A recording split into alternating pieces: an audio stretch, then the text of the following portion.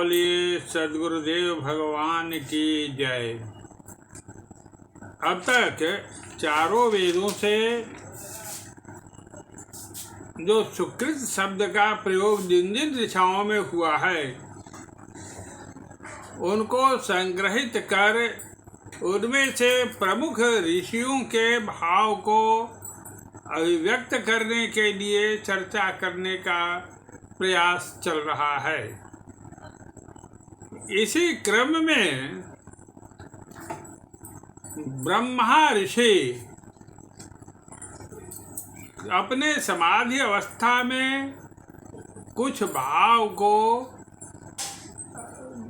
अनुभव किए जिसे वे अति कम शब्द में शब्दबद्ध कर अथर्ववेद में संग्रहित किए हैं। वह संपूर्ण विचार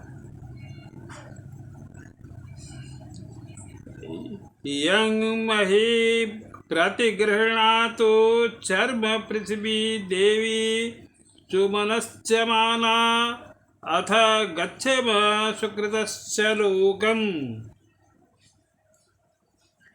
यह इस ऋचा में भाव अभिव्यक्त किया गया है कि मनुष्य इस संसार में जो ज्ञान प्राप्त करता है वह ज्ञान मन के आधार पर ज्ञानेंद्रियों के द्वारा ही प्राप्त करता है। ये ज्ञानेंद्रियों का निर्माण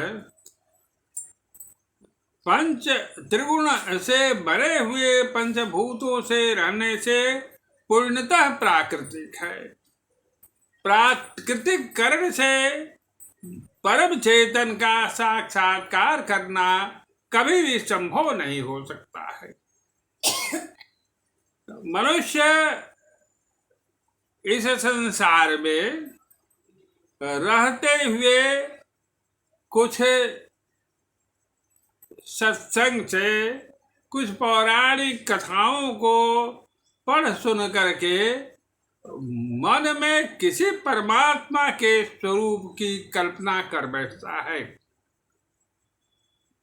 कुछ समय के अभ्यास से ही वह मन ही उस परमात्मा का स्वरूप धारण करके उसके सामने प्रकट हो जाते हैं। वह अपने अल्पज्ञता के चलते यह नहीं समझ पाता है यह स्वरूप तो उसका मन का ही है, अन्य कुछ भी नहीं है। इसी में वह संतुष्ट हो जाता है। यह उसके परम कल्याण का कारण नहीं बन सकता है, नहीं बन सकता है। वह प्रकृति में ही रह जाता है, वह प्रकृति में ही रह जाता है।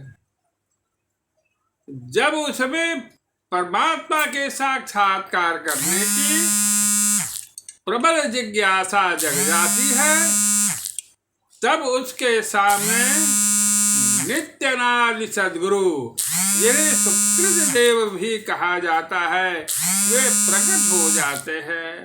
और जब वे प्रकट हो जाते हैं तो उससे कहते हैं कि ऐ बेटा, तुम जिस रास्ते से परमात्मा का साक्षात करना चाह रहे हो वह रास्ता सही नहीं है।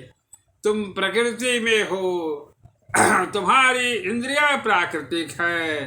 इन कारणों से तुम कभी भी परमात्मा का साक्षात्कार नहीं कर सकते हो। इसलिए तुम्हें संयमित जीवन व्यतीत करना पड़ेगा। मन को सबसे पहले नियंत्रित करना पड़ेगा। मन तुम्हारा नियंत्रण में आ जाएगा तो उसके सही अभ्यास से तुम्हें वह दिव्य प्रकाश लोक प्रकट होने लगेगा।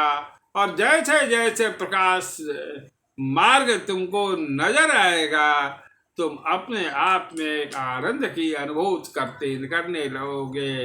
इस प्रकार से क्रमिक रूप से तुम स्थूलता से सूक्ष्मता की ओर बढ़ते जाओगे और इस पंचभूत से निर्मित शरीर में रहते हुए भी तुम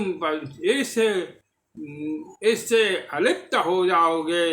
और तब तुम स्वप्रकाश से वहां पर परमात्मा के प्रवेश मार्ग तक तो पहुंच सकोगे।